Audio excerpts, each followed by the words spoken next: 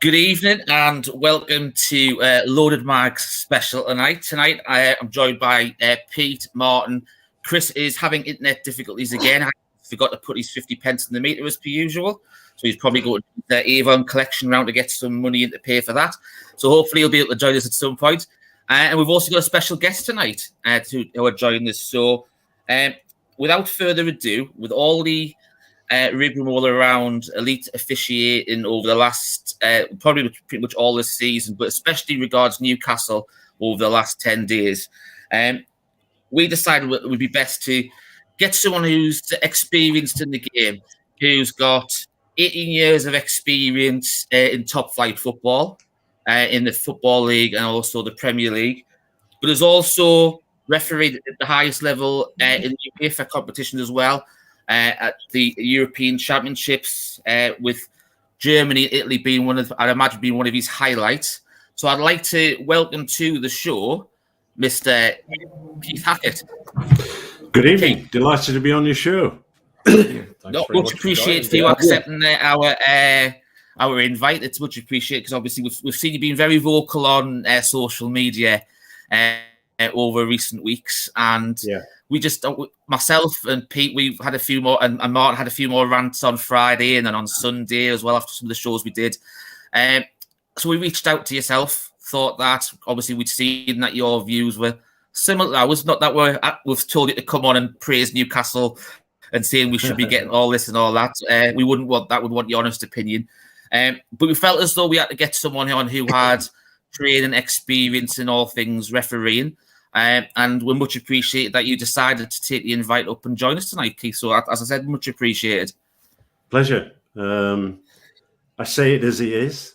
I worked in that part of the world, your part of the world, for a couple of years, so I got to know a lot of fans from Newcastle, and I gained a greater understanding of the passion that runs through its fans, and joined them once or twice, standing at the Gallagate end or sitting at the Gallagate end, and seeing it firsthand, feeling it, touching it, and perhaps seeing the game differently from that I often saw on the centre of the pitch.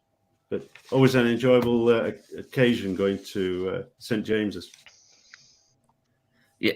So what was it like? Obviously, you mentioned you liked watching it from the terrace. What was it like to referee at St James's? It was always difficult because there was always a swirling wind. So that presented problems. Our referee liked to play a lot of advantage, and you had to take a bit more care because sometimes that swirling wind would create a problem. Excuse me. But the game that stands out most was a game one Sunday morning versus Sunderland. And I've got to the ground. It's pouring with rain Sunday morning. And I've driven up.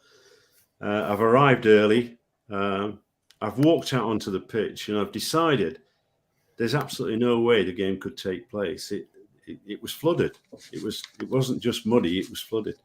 And I came out of the stadium having a cup of coffee, just walked across, and then I was approached by the policeman who said, "Look, the boss is on his way. He needs to chat to you." And I think it was the assistant chief constable at the time who came to my dressing room, along with officials from Newcastle and Sunderland. And it was very clear that with 56,000 odd spectators hovering around the city, that some had been there overnight, that they wanted the game to go ahead. And we played the game. Kevin Keegan was the manager. 5 minutes before the kickoff, at the head of the tunnel, before we went down the steps and then up to the ground, Keegan said to me, "Are you for real?" And I go, "What do you mean?" He goes, "I've seen the state of the pitch." I said, "Look, Kevin, I'm playing this because the police want it played. You've now got a full audience. I ain't going to call it off because I'm telling you, once I start, I'm going to finish." We went to to toss the coin, and there was a few bemused comments from both captains. And just before kickoff, I shouted, "Don't kick it in that far end near the Gallagate end because it's a bit flooded." And that's exactly what the player did. So, yeah, some great memories officiating at St. James Park. Yeah, for sure. Good. So, as I said, the main reason that we got you on is because of over the last couple of years, VAR has been entered to the top league, and there's been numerous dubious decisions over that time.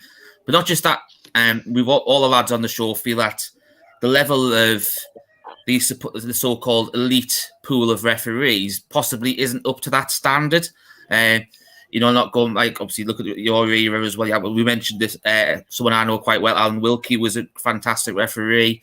You go back to Howard Webb, Graham Paul, Mark Halsey, some fantastic referees who you know over the years that you look back at and think you wish they were still refereeing nowadays. So what I wanted to touch on first was the Premier League VAR statistics so far for this season. And obviously, if there's anything that people don't understand, any of the lads, I'm sure obviously Keith will explain them to you. But so far this season, there's VAR's had 59 total overturns. So, that's what, roughly, how many is that? What, halfway through this season? So they're looking at possibly about 120 overturns a season near on. I think the one thing that I thought was a very, very interesting fact that Martin put in our chat this morning when I was going through all the statistics.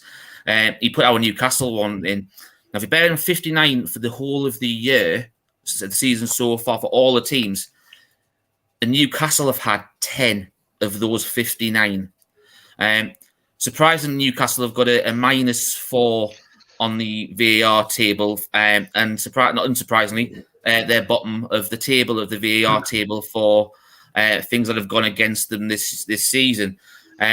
I've got details of all of the ones that have went against us for and against. So first game this season, Aaron Cresswell got a goal originally ruled out for offside that went against us. In the Villa game, the week later, we had 2 incidents. Both went against us as well. Jamal Lascelles conceding a penalty for the second week in a row.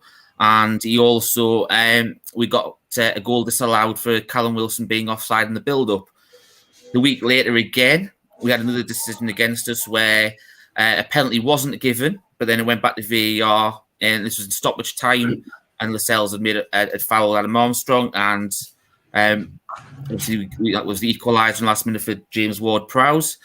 We had to wait until October for the next one, and it was the first game for the new consortium. And Harry Kane was allowed a goal to stand after being originally ruled out for offside.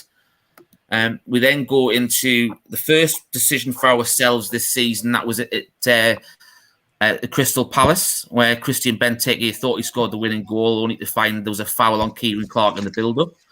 A couple of weeks later, at Brighton, a couple of incidents in that game. And there was the foul on Trossard from Clark. I can't remember that one in depth, but I think it was a bit more dubious to what we actually thought it possibly was. But also, the end of that game as well, Robert Sanchez was sent off for denying a goal scoring opportunity on Callum Wilson, literally in the last minute of normal time. We then got our third decision of the season when was the penalty in the Norwich game for the handball against Billy Gilmore. And then recently, and only a couple of days ago, the Riyad Mahrez goal was allowed after being originally ruled offside. I think the lads will all agree on, and obviously I think Keith would probably find that as well, that a lot of the offside goals you don't mind being given because obviously they've got the video technology to do it. In my opinion, I think of conversations that we've had with the lads, a lot of the VAR, I think it needs to be fine-tuned for the offside, possibly rather than it being a toenail, possibly go back to the days where it was daylight. I don't know what you think on that, Keith. Well, let me touch first of all on the technology and not the people who are operating it. Okay. I think that I was involved in the introduction of goal line technology. I went through the process with Hawkeye, working very closely with them, ensuring that, first of all, we took the human being out of the decision-making process to ensure that the accuracy levels were high. To achieve that, we have 7 cameras around each goal operating at 500 frames per second. When we come to offside, it's a much more complex decision. And we're using broadcast speeds, which are probably about 50, 60 frames per second. So if you've got a slice of bread and you slice it 500 times for the goal, that's why you get accuracy. You go to 53, which slide do you pick? And depending on which slide you pick, determines whether the toe is on or off. Mm. So it's not that accurate. It's not accurate enough to come to that level of decision. So what they've done this year is they've improved slightly by broadening the broadcast line to actually say, right, okay, the two lines come together, it's not going to be called offside. So I think to some degree it has been improved in that aspect. The biggest problem is down to the human element. The quality of referees that we've got at the moment, they're not good enough. There's no accountability. We probably have 2 top referees in the list that would match with the referees that I used to manage when I was the boss of the PGMOL. The Clattenburgs, the Webbs, you've just mentioned, the Winters, the Wilkies. These were guys that would go out and give you 100% every game and they make errors because they're human beings, but their error count was a lot less. And if I can give you a comparison, and a factual one, based on my judgment of what was right, what was wrong, we would have, in a season of 380 games, 38 incorrect decisions. 1 in every 10 games to some degree. Whereas now you've just put a figure up of 59. That's 59 errors in half the season. These are errors that have been rectified. But the first underlining comment is the referees themselves are not good enough. It's run like a holiday camp, no accountability.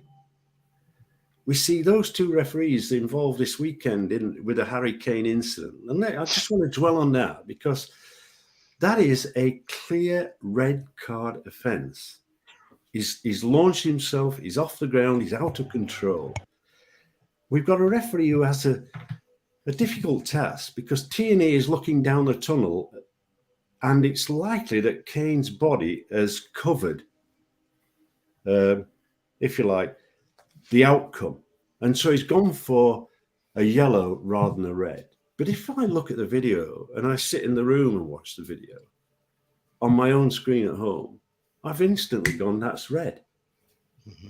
So we've got 2 alleged top referees getting the decision wrong. And hey, I can go through each one that you've mentioned. We ain't got time to do it. But if we look at first of all, I just want to cover the Newcastle-Manchester City game because I don't need VAR. I don't need to discuss technology. I don't need goal line technology. I just want a referee to do his job. This is the goalkeeper wiping the Newcastle player out. He's wiped him out. That's a penalty kick. Now you've got to say, why isn't the referee giving it? Now, right. So the first thing is, if I look at Webb and I look at Clattenburg and I look at Halsey and I look at Wilkie, I look at 3 of those 4. They were speed merchants. They could operate at 11,500 meters in a game, average, and they could run box to box in 11 seconds. The point is, they were up with play. They were covering the process of a referee. And the process of a referee is to see, recognize, think, and act. So that's a major error. Penalty kick's not being given. It's the only reason it's not given is the referee has obviously failed to see it. He's failed to recognize and think that that's a penalty kick. He's 100% wrong. This is where now technology comes in. I operated in a world of 3 cameras at a game. They've now got 22 cameras. So as a result, interrogation of performance is much, much tougher. But that should lead to greater accuracy, because I was an amateur in a professional game. These are professionals. That's all they have to do. Don't have to go to work anymore. They don't have to worry about getting from A to B. They just have to referee football matches. So we're talking about initial competence of the match officials, and allied to that, accountability. As the boss of the PGMOL, I had to make that difficult task of saying to referees, you're not good enough. You're not meeting the standards that I require. You're off. That's a difficult task, but there's a way of doing that. What do I see? I see these referees in this game, they get appointed days after. So fundamentally, the introduction of VAR by the PGMOL is flawed. They didn't want it. They then introduced it and didn't use the monitor. If someone has said to Paul Tierney, or Paul Tierney had the ability to say, I'm going to have another look, I'm going to the monitor. But if you remember last season, Mike Riley said to everybody, why aren't you using the monitors? Or we said to Mike Riley, why aren't you using the monitors? And he said, I am, sparingly. 3 times in 380 games. That's how many times he used it. That's not sparingly. That's not using it. So what we've got is we've got an inbuilt system, VAR, technology on offsides flawed, but for the rest of it, reasonably accurate. Why don't you use it? Why didn't the VAR come in, on that award? Craig Pawson, Sheffield referee. Why didn't he say to Martin Atkinson, you've got that one wrong. It's a clear and obvious error. Have another look. Make your mind up. Didn't. How can Keith, we... Keith, just to add into that, I completely agree with what you're saying. But what I wanted to ask was, you mentioned obviously the monitor, and the referees are going over to the monitor, but the fans know, whether in the stadium or at home or pundits know, as soon as the referee goes over to the monitor, that's basically the person in the VAR room telling the referee that they've made a mistake. Because I don't think we've seen a time, have we, where they've gone over to the screen and then they've gone, no, I'm sticking with my decision. There's one, Chris.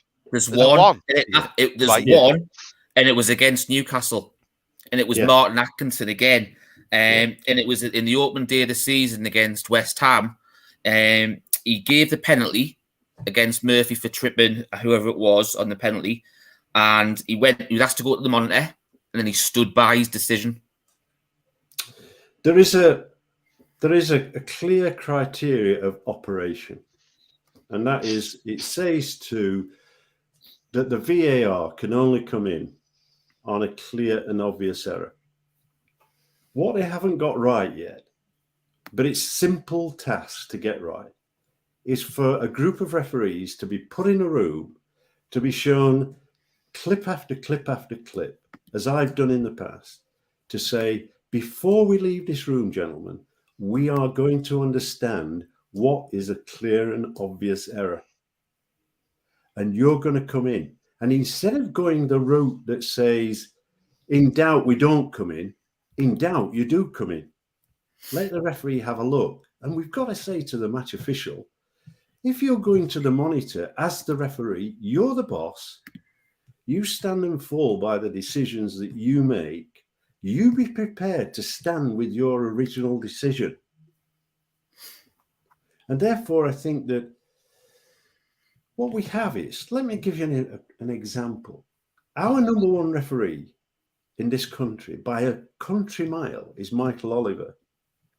He is by far the best referee. Why? Because he's fit, he's mobile, he communicates well, he's maturing as a young referee, and he is still a very young referee that has matured quickly. He can referee on a Friday night a game He's finished at 11 o'clock. He's getting away from that ground at 11. He's then got to drive to London, and he might have refereed Manchester United. He might have refereed Liverpool. He's then got to drive to London in order to go to Stockley Park to a 12:30 kickoff. Is that preparation right? You know, so we've got Martin Atkinson, who, by the way, is 51, 52 now. Mike Dean's 53. Felix Bright is the world's #1 referee. He's 46. At 46 years, and most often than not, referees at FIFA level retire at 45. Because he was the world's #1, he's retired at 46. That's his career over. We've got 3 or 4 referees who are 50 plus, showing it, showing their age. This is a young man's game. This demands the physical prospect of getting your backside in position to see the decision. So what we've got is we've got a group of referees who are one day a referee, could be the next day fourth official or VAR, with a rudderless ship of doing their own thing with no accountability. I think Jeff and Alan Wilkie would tell you, Jeff would tell you that at times I was tough. I had to, because what I said to myself is, I'm the 21st manager of the Premier League. And like the manager of a football club, if a referee's informed, he gets picked. If he's not, he don't get picked. And I would have referees knocking on my door saying, why aren't I getting matches? And I would say, prove to me in your football league games that I'm giving you that you're capable of coming back and doing a job for me, then I'll pick you. And so the whole scenario here is, I think we have got referees, some of whom are good referees. I think that the problem we've got is how they are managed, how they are coached, and how they are managed when they're in making errors and not good enough. You know, it's a holiday camp, and we're all putting up with it. And you know, I had a text this morning, an email this morning, and it brought home to me because this is an international referee, an American international referee who I work with, very respected guy, who sent me an email. I'm not going to show you because I said I wouldn't. It spells out and underpins what I'm saying. That he's saying to me, why is the standard of refereeing falling? Why has it got to this level in England? And at the moment, it's people like Oliver, Taylor to some degree, propping it up. But we touched on another subject, didn't we? You're not going to get Michael Oliver refereeing Newcastle. But at the same time, you get Anthony Taylor, who lives in Altrincham, refereeing Manchester. And you know, Mike, in my era, Mike Dean lived in the Wirral, and he was appointed to the FA Cup final by the FA. And I objected because I said, just a minute, you can't have that. You can't have a guy who lives in proximity to a ground exposed to the risk of his integrity being questioned because of his proximity to the ground. You know, and therefore I wouldn't have allowed that happen. I wouldn't allow Taylor to referee Manchester clubs. I wouldn't allow Dean to referee Liverpool. I'm not questioning their integrity. I'm actually saying I'm not going to put them in a position where their integrity is questioned, which is different. It takes them out the firing line. Take them out of the firing line. Take them out of the fire. And that's a good analogy, because we see players who lose form. Referees are no different. They lose form. And you've got to make a judgment. And you've got to make a selection. And you say, well, okay, you know, let's say that Martin Atkinson, Mike Dean, and Andre Mariner are at, if you like, the twilight of their career. They're having extension that beyond their dream. Then they should be nursed. But within the list, if you go onto the PremierLeague.com and look at the index under referees, it gives you the games that not the fees, but the games that they've had. And those number of games indicate. So you've got at the moment the guy who's referee appointed to most games is Michael Oliver. He's had 14 games so far, but you've got some referees in that list that have had 6. His own list and his own appointment process is telling him that some of the referees are not quite there yet. So what is he doing in terms of training? And nothing comes out. You know, why should we have a situation on Saturday? Look, the manager's unhappy, wasn't he?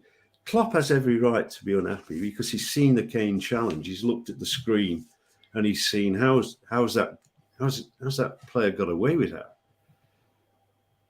How can the referee allow him onto the field of play to have a go at him at half time and then at half time in the tunnel have another go? Why is the PGMOL allowing that? So yeah, I worry about, because I come up in an era of running the line and running the line for Pat Partridge, working with Peter Willis,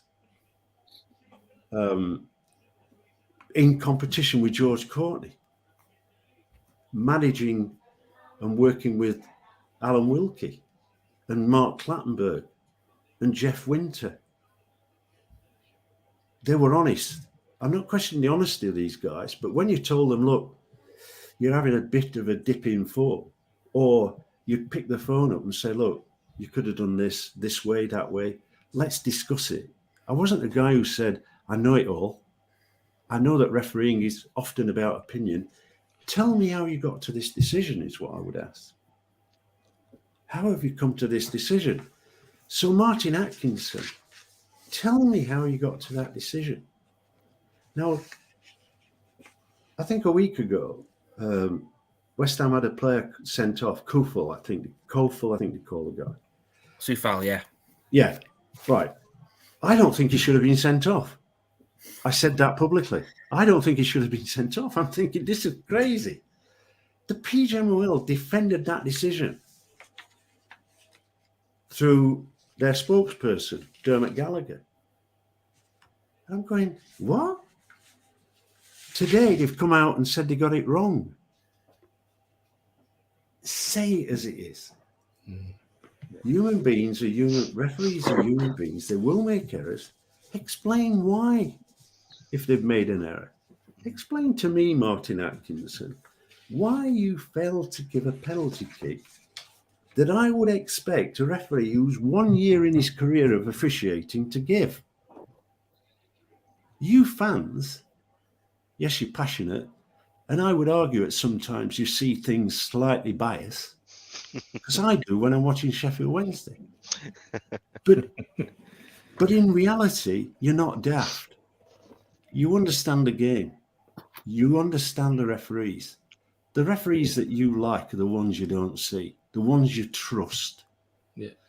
What I think is important as a fan is you pick the program, you spend your whapping money on the program, and you suddenly see the referee and you go, oh, no, not him. Not him. So nobody has explained to me, and nobody comes out from the PGMOL and says he got this penalty kick decision wrong because of. He doesn't, there was another one that I remembered with a holding offence, a Dugo or somebody, I can't remember his name, but there was one.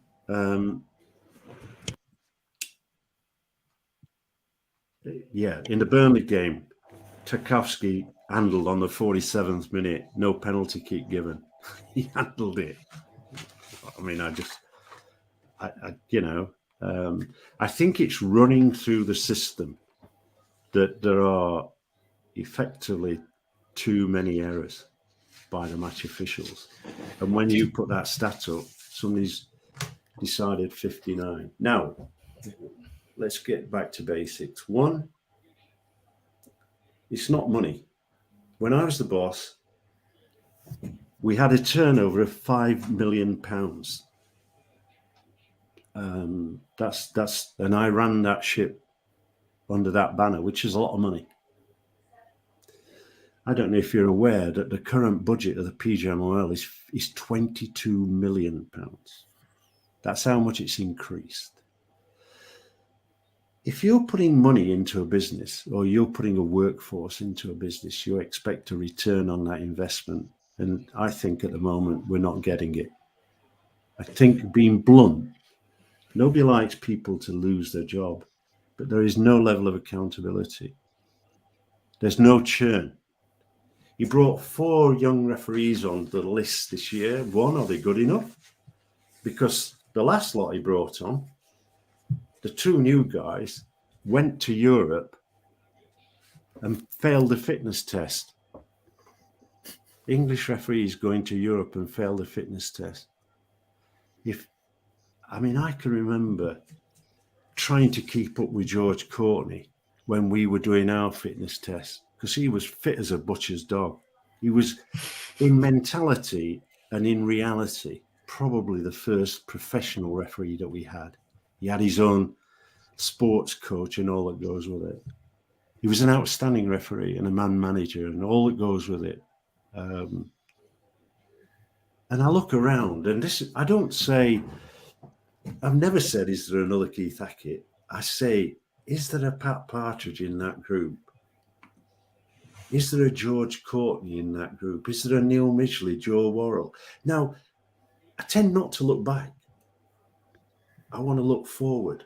Why has Germany got the world's number 1 referee when we had it? We had the world's number 1 referee in Howard Webb.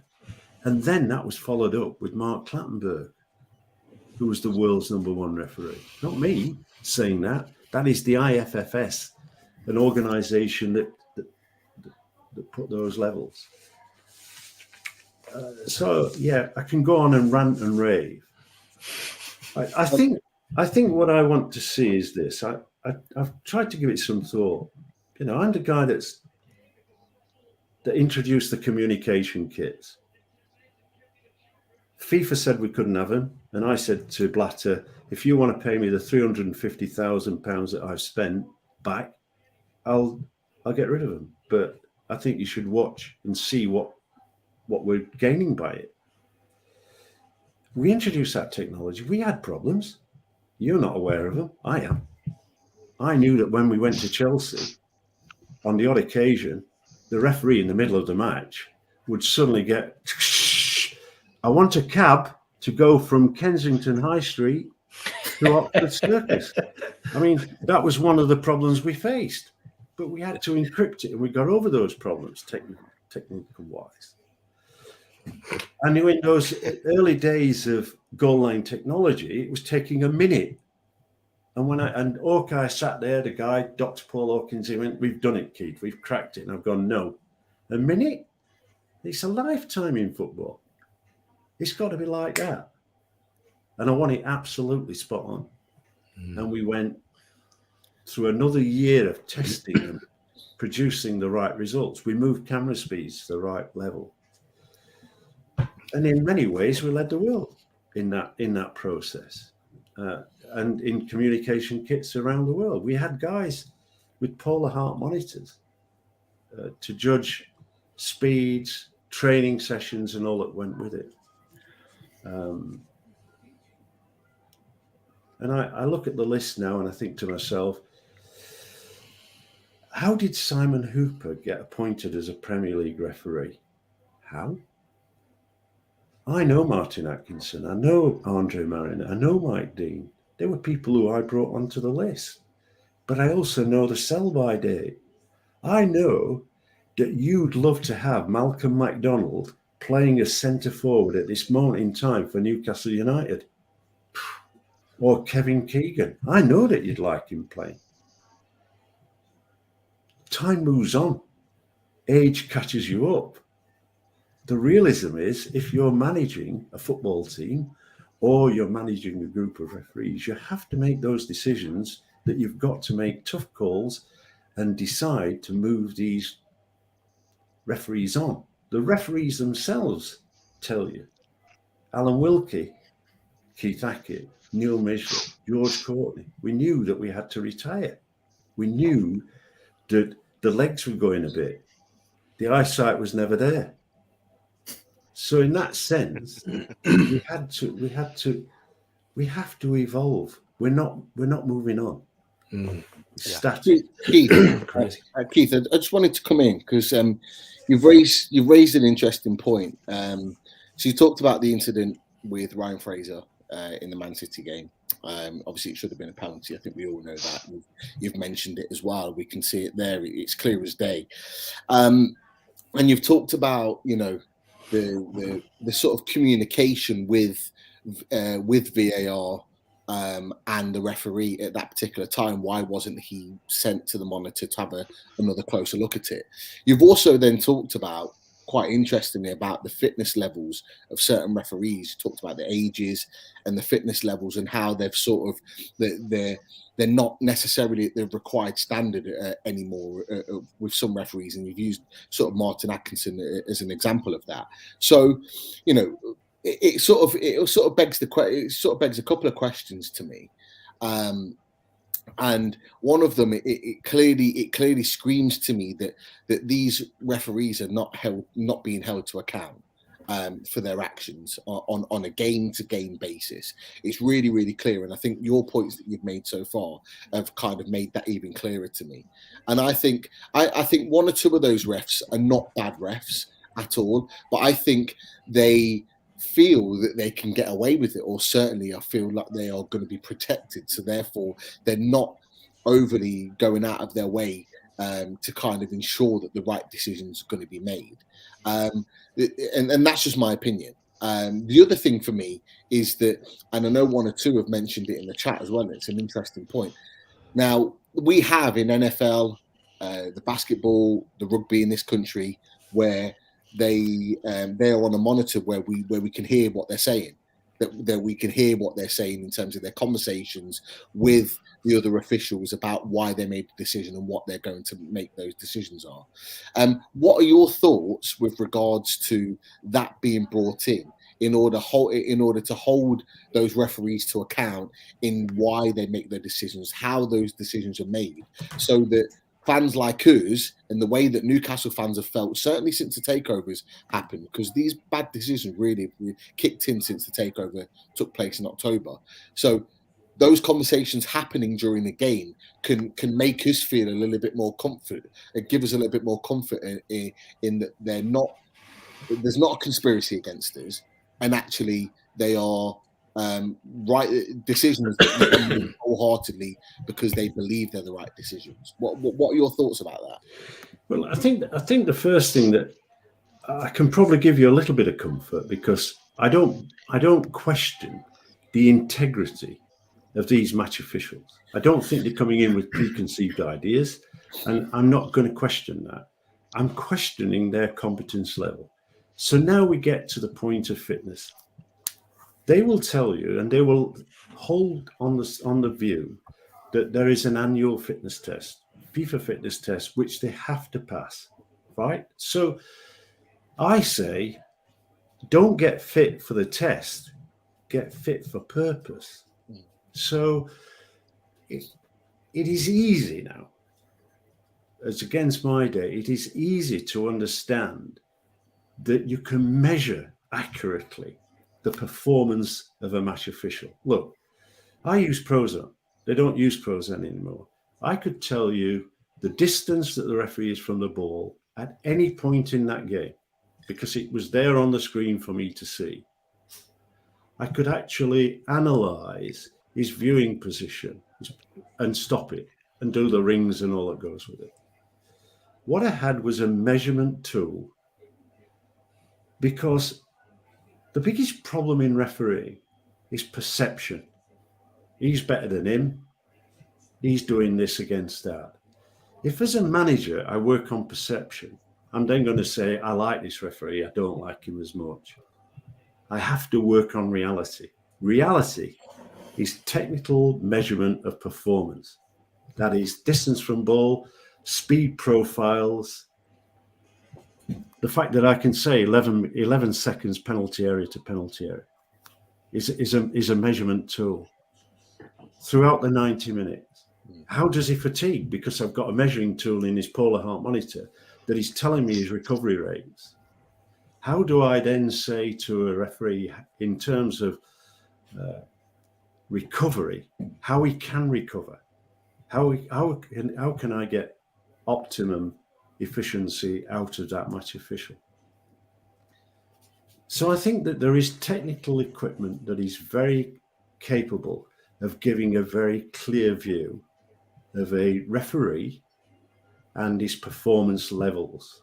Now, there is a measurement process called the VO2 max. Athletes use it. It's a profiling that gives you the rate of oxygen around the body and the rate of recovery. VO2 max, no matter who you are, you can be an athletic marathon runner, but age, it declines. It's a natural decline in terms of that individual's fitness level. So all those measurement tools are available to actually be able to say, look, like a manager does. When Eddie Howe sits down, it's interesting, isn't it? Because I heard Pep Guardiola saying he's not quite ready yet. I've not brought this particular player onto this game this week. The reason being, he's got all the statistics in front of him that knows that player can't give him 90 minutes. He's not fully recovered. He knows that if he's got a player that's, played in Colombia or wherever, and he's back in the country, he'll not select him because he's not recovered. In the same way, I'm saying, I've seen Michael Oliver drive from Newcastle to Manchester to referee a football match. Then he's got to drive to London to be a VAR. That's not that. It's that level of preparation that doesn't get it right. There is no accountability. It's run like a holiday camp. Let's be truthful about these things. I see it. You see it. Yeah. Paul Tierney, Chris Kavanagh, right? Chris Kavanagh didn't come in on that Harry Kane decision, right? He was VAR. He's out on the 26th. Next round of games, he's at Crystal Palace. Would he be out on the game if I was in charge? Absolutely not. I'll tell you what, I'd say enjoy Christmas, mate. Because until you get your act together, you're having a break. You're not on the field. Yeah. Okay, just to add to that, then, and I know a lot of the guys in the chat have said the same. So Chris Pawson was the one in VAR that didn't give the signal to the referee on Sunday to allow Ryan Fraser the penalty decision. Correct. And now we know that he's going to be our referee on Monday when Manchester United come to St. James's Park. Is that acceptable? And if you were in charge, would you allow that to happen, knowing that we know that he was the VAR assistant in the whatever, the holiday camp, as you said? Well, the simple truth is no. And one of the things about managing people is how you manage them, how you build a trust. You don't have to shout at them. You can actually say, look, I'm unhappy. I'd walk past them sometimes and did know by my body language that I was dissatisfied. Then I would call them in and say, right, okay, let's have a chat here about this performance. It's not me saying this is how I would have done it. This is my expectation of how I expect you to referee for your own personality, for your own integrity, for your own personal sort of presence on the field of play. Would I give him that game? Absolutely not. He's the guy that committed the clanger. But I'm seeing referees who are lazy. I spoke to the best official that the world has ever seen, sports official, Nigel Owens. And we were talking about TMO and VAR. And he used a great analogy. And he said, what you'll find, Keith, is the referees will get lazy. Now, I'm going back a couple of years now. What you'll find, Keith, is the referees will get lazy. I go, no, they can't do that. And then he said to me, look, we've gone through that process. And what do I mean by lazy? And he said, I'm going to use an analogy. Think of the tightrope walker. No net, got the bar. He's got to walk on the right tightrope. Tell you what, he's careful where he plants his feet. His concentration is 100%. He's taking great care that whatever he does is right. Now think of that same tightrope walker with a safety net. Does he have the same level of concentration? Does he worry about falling off? Absolutely not. There's a safety net that catches him. This is what we got with referees. Confusion. They're confused. They don't know how to use the technology. They don't know how to use VAR. They actually at times are saying who's in control here. Because you're saying it. I'm saying it. We're already automatically saying if he called to the VAR monitor, he's got to be changing his decision. Why? Why didn't?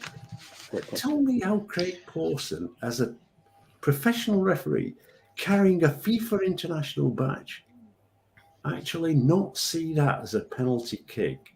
I can't find an excuse. I can't say he didn't see it because I've got one screen and one TV that I'm watching. I didn't even touch the replay button. I didn't need to. Right? I'm not influenced by the commentator because I have it switched off. I'm not influenced by any passion from the spectators. So I miss that. I'm just watching the game. There's no justification. If there's any referee in this world wants to justify that decision, he can't do. Now, look, I've had referees do the same when I was the boss. I can remember the manager coming on, a particular manager coming on, going absolutely berserk, and it wasn't Ferguson. I was just going to say, how was Ferguson? And I said, right, okay. I dropped everything. I said, I'm coming to see you. I drove across, sat across the table. I said, look, first of all, I want to apologise. I want to apologise that we've got it wrong. I want to also tell you, face to face, this referee ain't refereeing for a month. He doesn't know that yet, but he will do when I get back. Because I'm not putting up with it. We need that. When did you last hear Mike Riley say anything? Yeah. What they do is they say, right, okay, go to Sky News and push out Dermot Gallagher. Dermot Gallagher's salary is paid by the PGMOL. He does what the PGMOL say. There was a spokesperson this week that said a penalty kick wasn't awarded because the player came away with the ball or something. Yeah. I'm going, spokesman of the PGMOL. Well, I think he needs to go onto a website to look at. There you go. What abject nonsense is that? Tell me in the laws of the game where it says that. Tell me. Was that ever a rule when you were reffing the game? Was that ever a rule then? I just look. The game's simple. The laws of the game are pretty simple. All you have to do is apply them. Don't try and shape the law interpretation to the event. I told you, Wes. I think, I can remember sending Tony Gale off v West Ham and getting absolute stick because the lawmakers had told us the Thursday before the game that our interpretation of Dogzo was wrong and it had to change. And I was the Aunt Sally that then sent Tony Gale off. If that had happened a week before, Tony Gale wouldn't have even had a yellow card, despite the red that I gave. So in my if you like, period in office, I made it very clear that any law changes, any law interpretations would not be applied during the season, an active season. That is a guy from a spokesperson who's never refereed.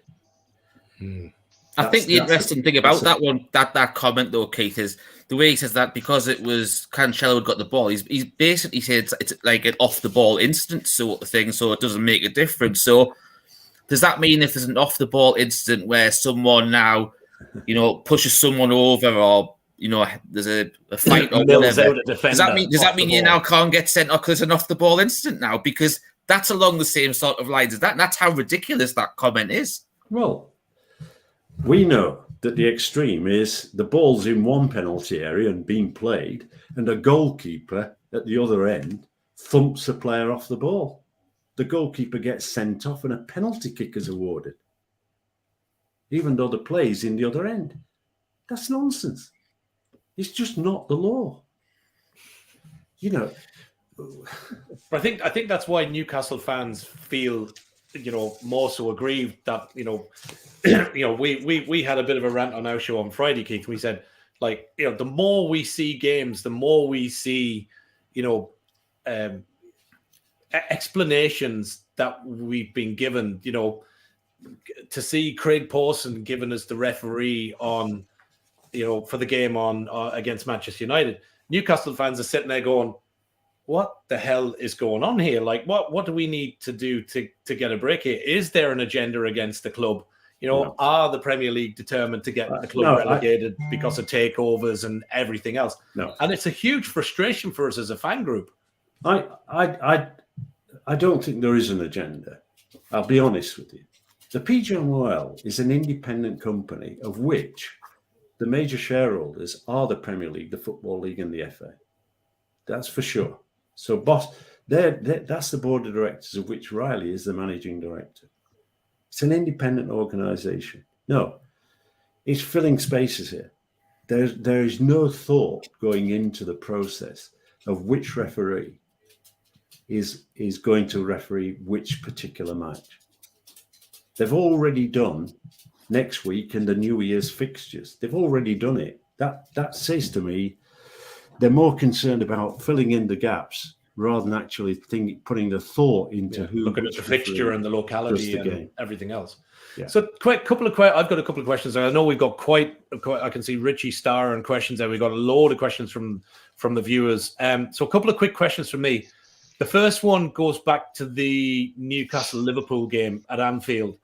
And the first question I'd like to ask you was, on Trent Alexander's goal, where Mike Dean runs across the front of play and, in my view, obscures not only John Joe Shelby, but also the keeper. Yeah, there it is there. Yeah. From a referee's perspective, is that the way, if you were in that position, is that the way a referee should run at that point of a game? Or should he not have gone to the right or in behind Trent Alexander?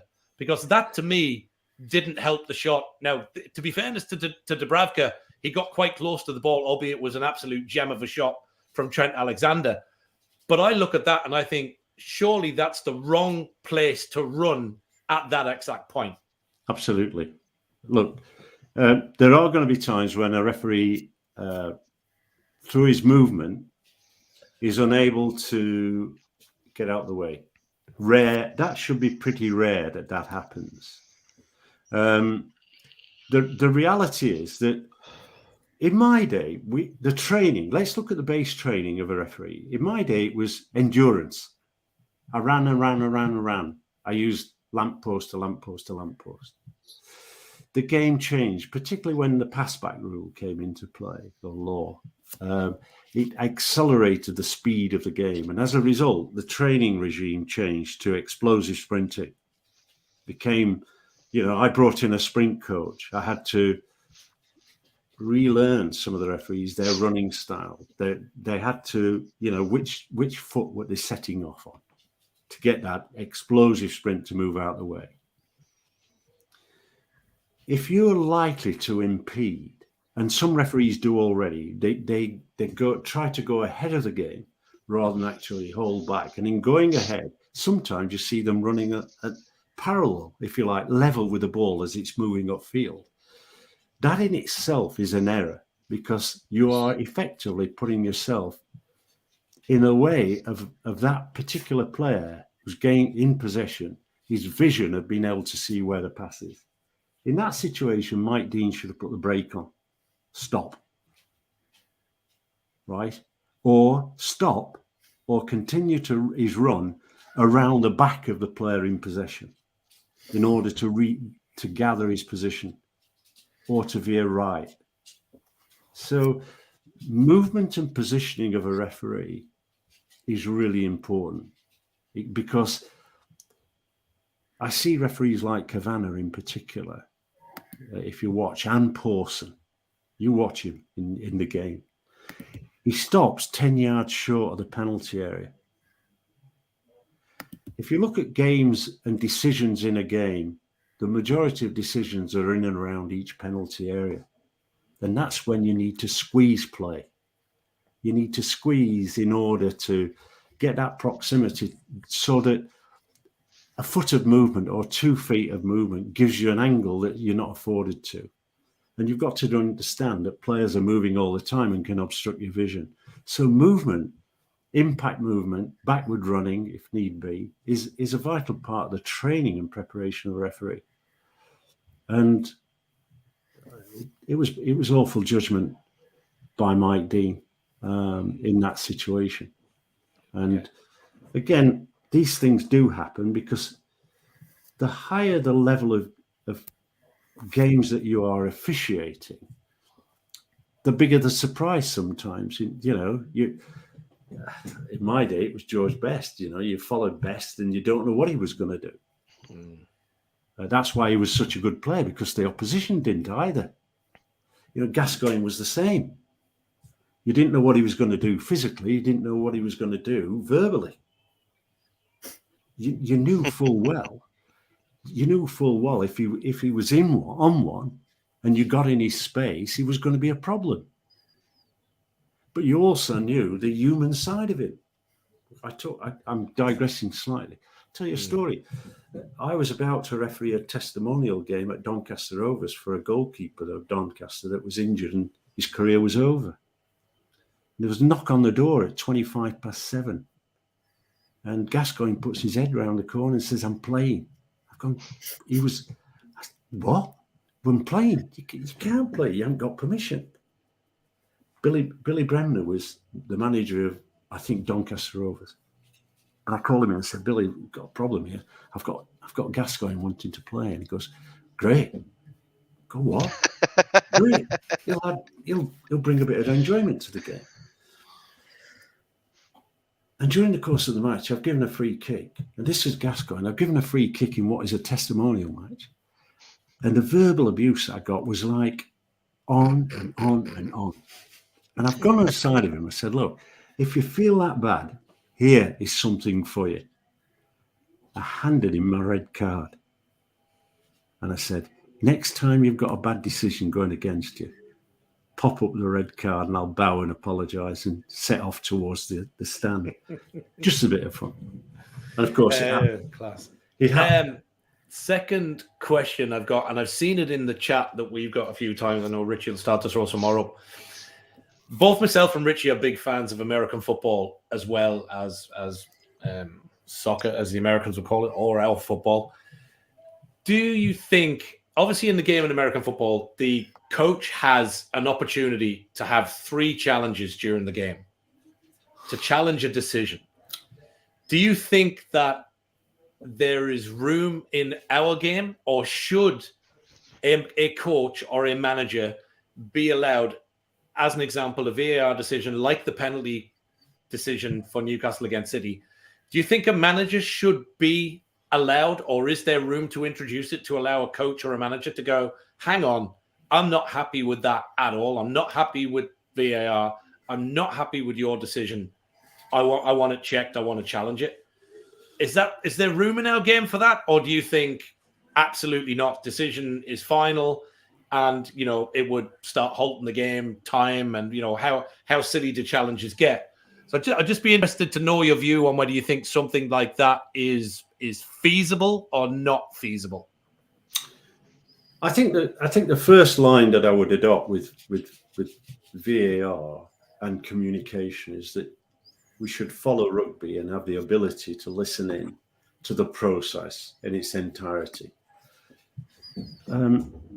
For transparency, and I'm a great believer in transparency, explain. Somebody come out and say, look, the referee and Craig Pawson, the referee Martin Atkins, Craig Pawson have got this one wrong.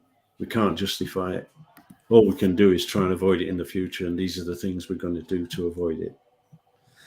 I think you've actually answered the question, because the thing that worries me is you're not getting value for money because players are wasting time, and time is becoming a premium in the game, and that's why I personally refereed in America, the North American Soccer League, for 8 weeks, and we had an independent timekeeper, and I came away from that thinking that was the right move. Give the timing element. It wasn't a problem then with the fans, and therefore I would like to see an independent timekeeper on there. I think the worry, given it the manager, is that I watch it in cricket, and they've used all their appeals, if you like, and then all of a sudden there is one that needed to go to appeal, and nobody goes to appeal because they've outused them.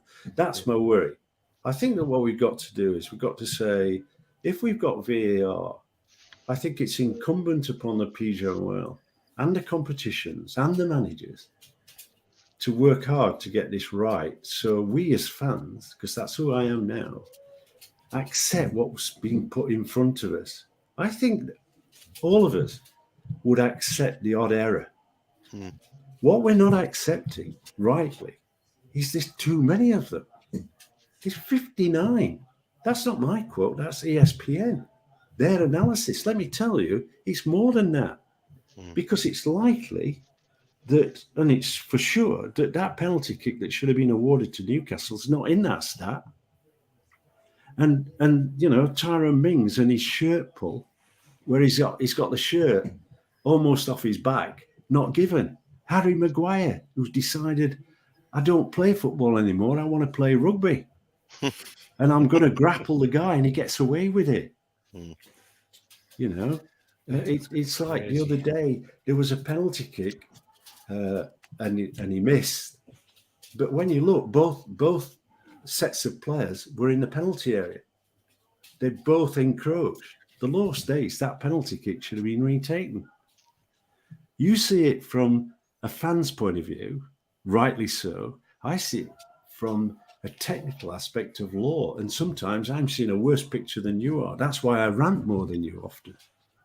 You're ranting rightly about how Newcastle are being treated. I was pleased this week to see that Newcastle United and Eddie Howe has gone to the Premier League and said, explain to me why we're getting so many errors. That is what should have happened and what should happen. And Riley should come and say, I want an excuse. Look. Do you think they'll get an answer, Keith? No. They'll get fudged with this guy. What they'll get is, I'll tell you, they'll get a screen, and they'll get all sorts of numbers, because he's a number cruncher. And he'll put up there that he's 98% accurate.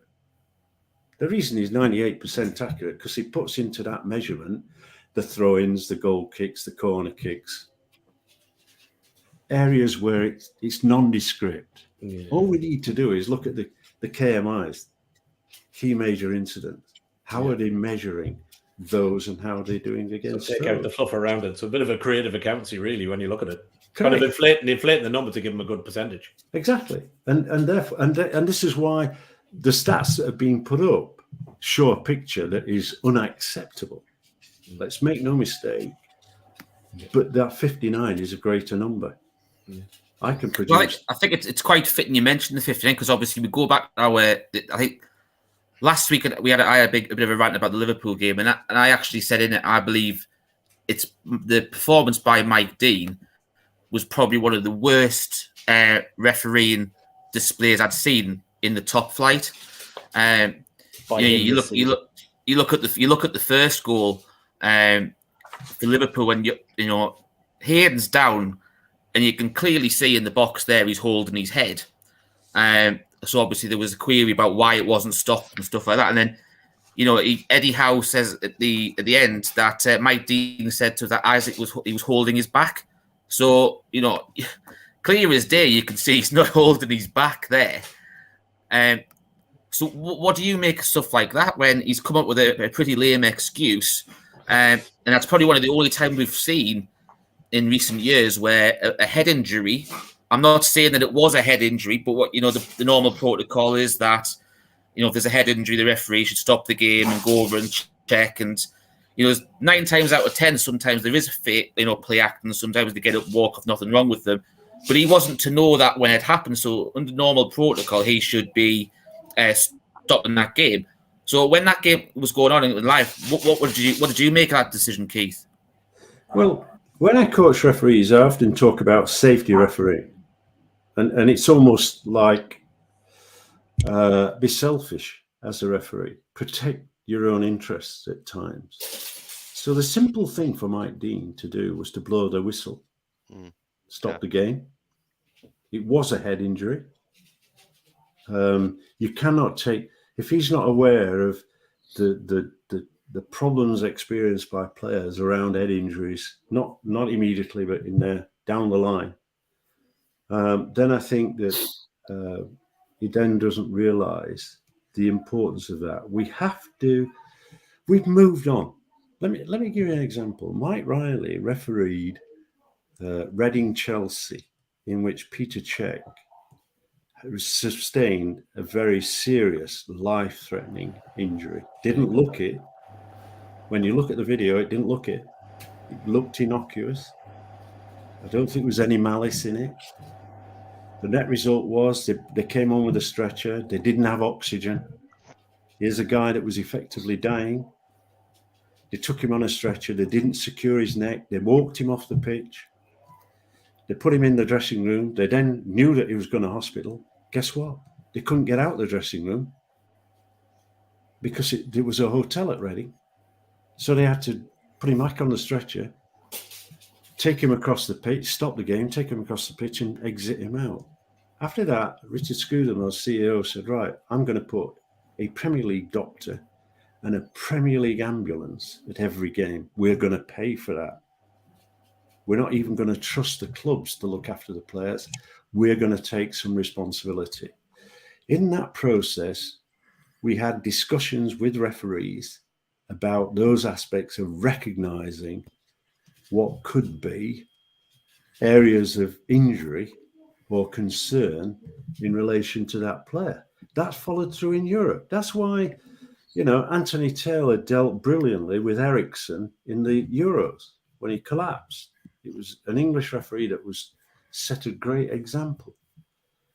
There was no reason for Mike Dean to carry on. It was almost an arrogant smile and it's not a problem. Now, okay, did he not see it? I've got 2 assistant referees and a 4th official that are mic'd up that can shout down the line, Mike, stop the game. There's enough safety protocol to be able to do that. So a goal resulted when the game should have been stopped. Poor referee, poor officiating.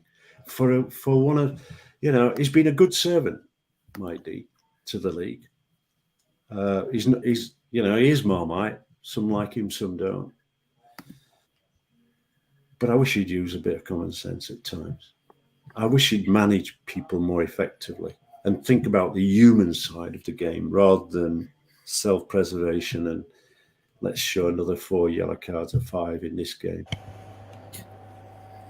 I'm aware it's getting, we've run over time a little bit, what we said. There's a couple of questions just quickly before we wrap the show up, Keith, that we haven't mentioned off some of the viewers. I've got one from Geordie Toon for Life.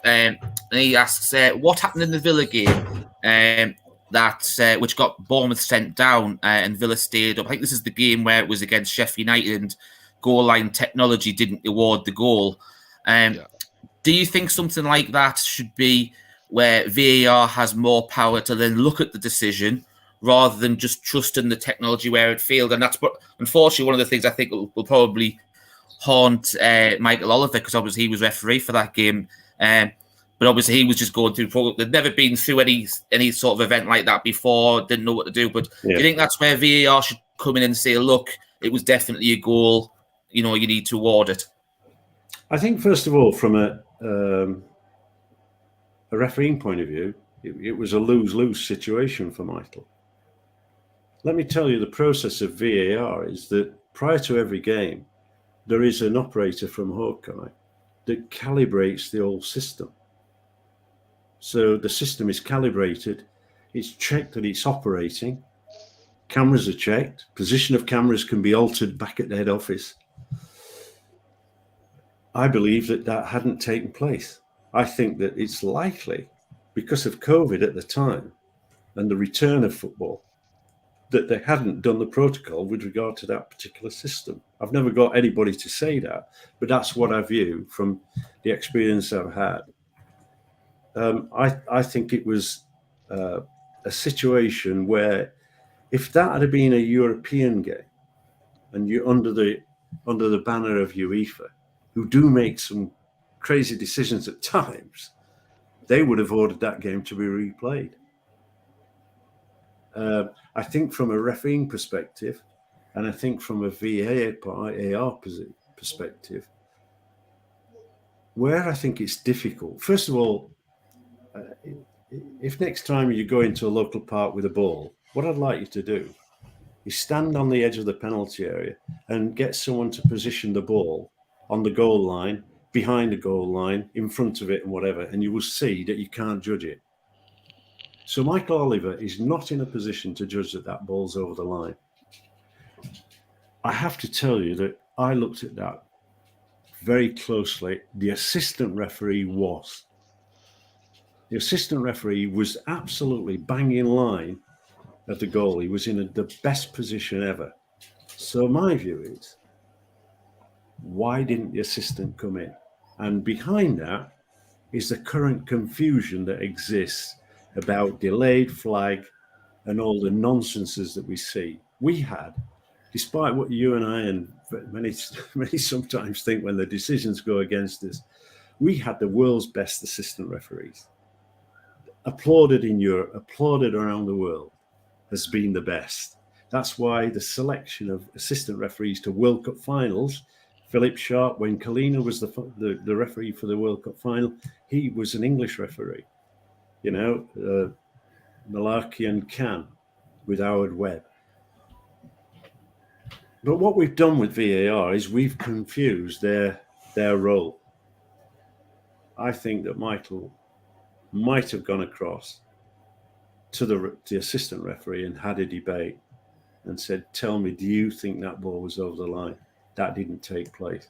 As a result, Sheffield United lost the game and the relegations took place.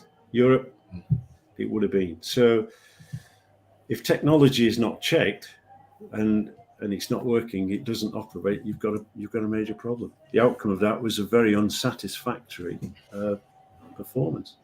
Well, it worked out that Aston Villa stayed up because of that one decision. They should have been relegated technically. So it opens itself up to legal ramifications technically, because we were talking about the Premier League being multi-million-pound business and these teams getting relegated, and obviously there's not enough funds. Yes, they get parachute payments, but I think a lot of people. That is why. Yeah. I mean, that is why I'm so passionate about the need for referees to be accurate. The reason we moved from the amateurs that we were to professional was to get fitter, better referees. Yeah. Now, we'll never get 100%, but we wanted to move on from the Hacketts, the Courtneys, the Halses, the Webbs, and advance year on year and improve year on year. what galls me is that a lot of the systems that I put in place, operated by Europe, is producing quality referees in Europe, but we're not in England. And we're lucky that someone, with the guidance of his dad, who was a very competent Football League referee, Michael Oliver is our number one. And I've already said it by a country mile, as Clattenburg was. A lot of people didn't like Clattenburg, I think it must be referees from the northeast, Keith. That's why. No, I think the Northern League, the business thing, I think the Northern League, right? Yeah. Produced some quality match officials, and look, I competed with them, I worked with them, and I effectively managed them. There's a roundness about them. There's a maturity about them. There's a style of management that says, I can be flexible if you're reasonably flexible.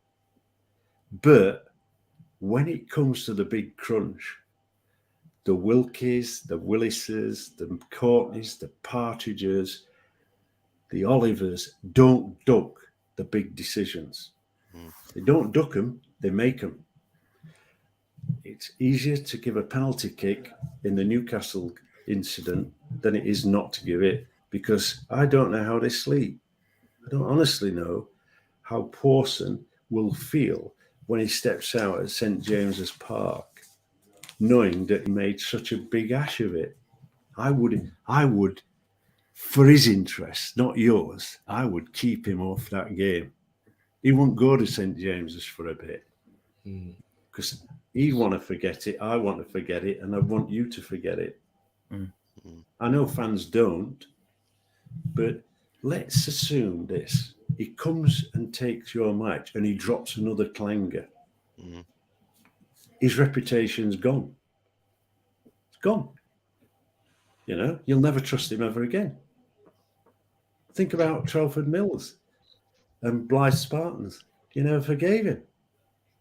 It's a fact. Therefore, don't put the referee in that position. Take more care about the appointment process. Be prepared to say to a referee, taking you off the game, mate. Why? You're not cutting it for me. Yeah. You're not delivering. Do you know what that does? It makes them sharper. Yeah. Doesn't make them weaker through threat. It makes them more focused, because I'm actually putting a foot in the back or kicking them up the backside, saying I expect more. Yeah. There's no demand for more. That's what Eddie Howe will do. That's what good managers do. They actually want more from every player. That's what I wanted with refereeing. Because the biggest concern as well, Keith, I mean, to go back to your analogy that you used before, the biggest concern is we all accept that everybody's human and people do make mistakes, and that is to be expected. But the biggest worry is Poulsen's made that mistake, and he's been the one, like you rightly said before, who sat at home. He's looked at all the different angles, not that he's needed to, but he's had an opportunity to look at all the angles, consider it for a good 30 seconds or a minute, and he's still come to the wrong decision. And that is the biggest worry, because like you said before about the safety net, the safety net's no good, is it? Even if it's there, because the safety net's got a big hole in it, and things are still dropping through it, and that's the issue, isn't it? The whole scenario is this is why you've got to, this is why you've got to examine how he came to that decision. Was it, I mean, let me offer an excuse. He was out making a cup of tea because the game was uninteresting. Was he actually doing that? Or was his mate talking to him? Or can I be more cynical? Was Mike Riley in the room?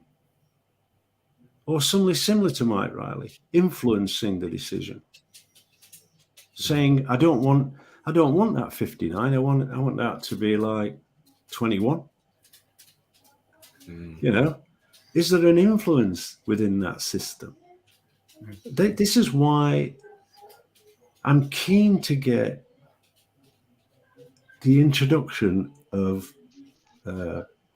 conversation that you can listen to, that you can actually see Why is it that football demands that on controversial decisions, they're not re-shown on the big screen?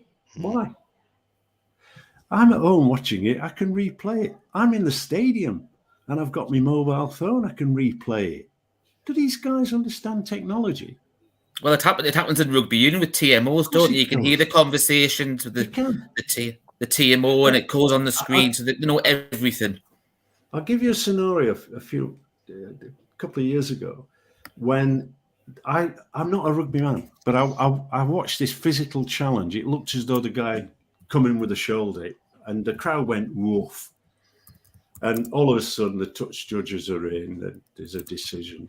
They view the screen, and he played slow motion. The crowd goes woof again. It's being played slow motion. And the referee's there, and the two guys with the flags are saying, I think it's a red. And he goes, could you play that at normal speed? And they play it at normal speed. And his answer was, that's rugby. Get on with it. And I'm thinking, wow, how do you transmit that to football? How can you actually transfer that skill set and have the same outcome? Where a referee, even though he's got two colleagues, is still saying, I'm the referee. That's not a red card. That's rugby. And the people doing the commentating were saying, how good is that of the referee? There's no way if I'm coming onto your show and trying to justify an error of the likes of Craig Pawson made. There's no way, as the former boss of the PGMOL, if I was in the chair at the moment, I don't want to be, I'm not into that game, that Craig Pawson will be doing your game. It's as simple as that. Not fair on him. Crazy stuff. And he's coming with baggage, isn't he? Yeah, exactly. Yeah. Let's see what that game brings.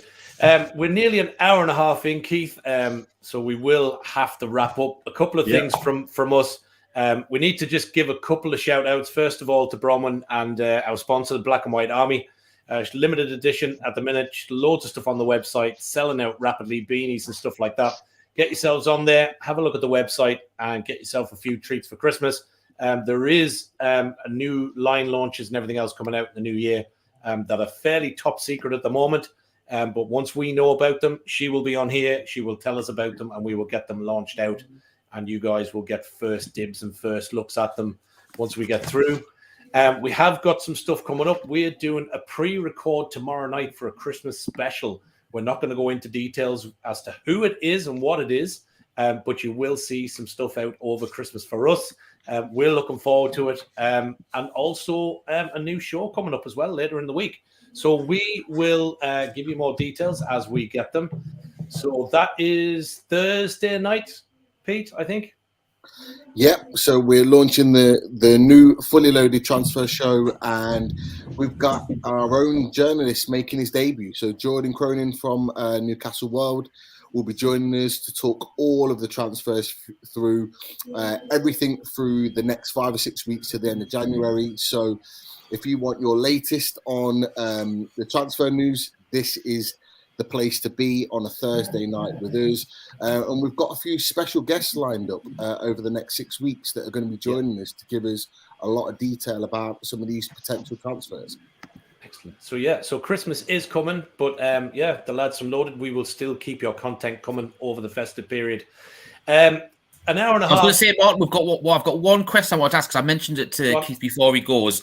And it was just from Paul Kinson, if we'll just get a quick answer to this.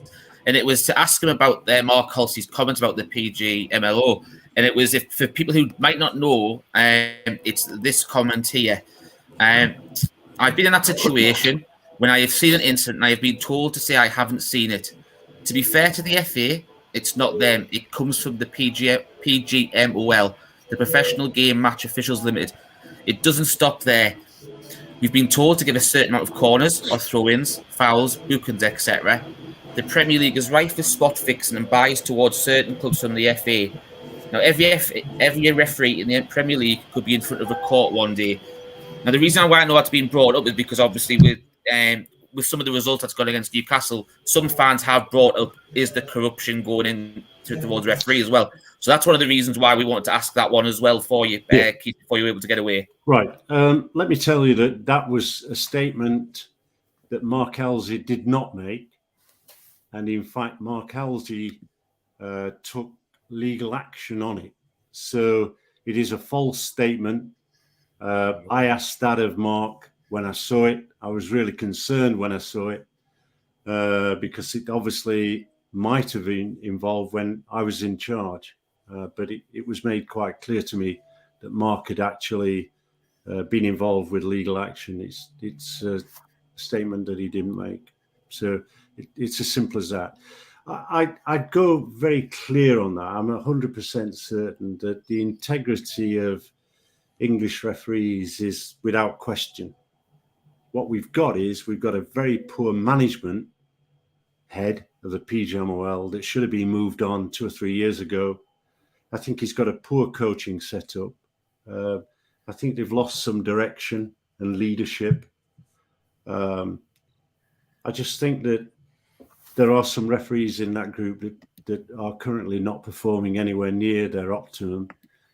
I just think that there needs a root and branch change. I can't believe that £22 million is being spent by the PGMOL. It's a huge amount of money, and there's no return. And I think things have got to change. But I've been saying that, and Halsey's been saying it. Clattenburg's been saying it. I mean, look, there'd got to be a reason why Clattenburg and Webb retired before the retiring age. And it wasn't Clattenburg going for the money, and neither was it Webb. There was something wrong. And, Webb took up the technical director's role, and I thought we're going to get a real good sort of input here and a change. He didn't stay long. Now he's in charge of the MLS, and the MLS are very happy with what he's doing. I speak to a lot of Americans. They're all very happy with what's happening over there. Clattenburg is in charge of Greek referees. Lee Probert, who also left prematurely, he's now in charge of UAE referees. So we have got people of capability that are doing the task elsewhere when, in fact, they should be doing it in this country. It's as simple as that. Yeah. Okay. Completely agree, Keith. I think what we'll do is that's a perfect time to end the show there. So I'd like to say on behalf of everyone within the channel, lads on here tonight, we much appreciate you coming on the show. It's been a fantastic insight, and there's been a lot of comments coming on. We'd love to get you on the show in the future, possibly the start of next season or something, if we see any changes to how VAR's been, or if we get any more contentious decisions for the rest of the season, something like that. But I was just going to say, Richie, could we ask Keith, could we get him back on at the back end of the season to give us a season wrap-up and talk about decisions and where the league finishes and everything else? Well, you know where I am. Yeah. No problem. Yeah, super. Great. Okay. Thanks very much. Thank you very much, Keith. Much appreciated. Right. Thanks for joining, Keith. Bye. Cheers, Keith. So fantastic show there. We hope you've all enjoyed that. And as I said, it's an hour and a half in. We went half an hour over, but I think Keith was absolutely fantastic. We thoroughly enjoyed it. As someone said in the chat, the quietest we've ever seen Martin on a show before. So that was a good thing. There was a few times there I actually forgot we were on, like live or anything. Yeah, it's just like, watching. You're just listening. Yeah. And I think like that to me was a breath of fresh air. Just somebody that, was an absolute 100% role model in what he did, the job, the graft that he put in, the effort. Some of the referees he talked about, the likes of Halsey, the likes of Howard Webb, referees like that were as, to be fair, were as honest as the day is long. To hear somebody talk as refreshingly and just go, listen, Mike Dean got that wrong. That was a penalty. Like that's all as Newcastle fans, and I think as football fans in general, that's all we want. Yeah. We just want someone to sit on the fence at all, did he? Didn't sit on the fence, gave his opinion. Explain it, tell us, and we can either like it or not like it. That's simple. Yeah, it was great. But brilliant. I really enjoyed that show. That's one of the best shows I've sat on. That was really, really good. Yeah, it was really good. Just before we quickly round off, I just want to say thank you very much to David Shepherd and to Andy McClare for becoming members of the channel. It's much appreciated. Cheers, everyone that subscribed, we've said before, You're not obliged to if you want to, and it feels like you want to contribute to the channel so we can get some fantastic more content out there, get more fantastic guests like Keith Hackett on, then it'd be much appreciated. As we said, we're back on Thursday with a new show, as Pete mentioned, with Jordan Cronin. And what we'll do is we'll finish the show with a new little trailer we've got for it. But from myself, Pete, Chris, and Martin, good night, and hope you enjoyed the show. See you soon.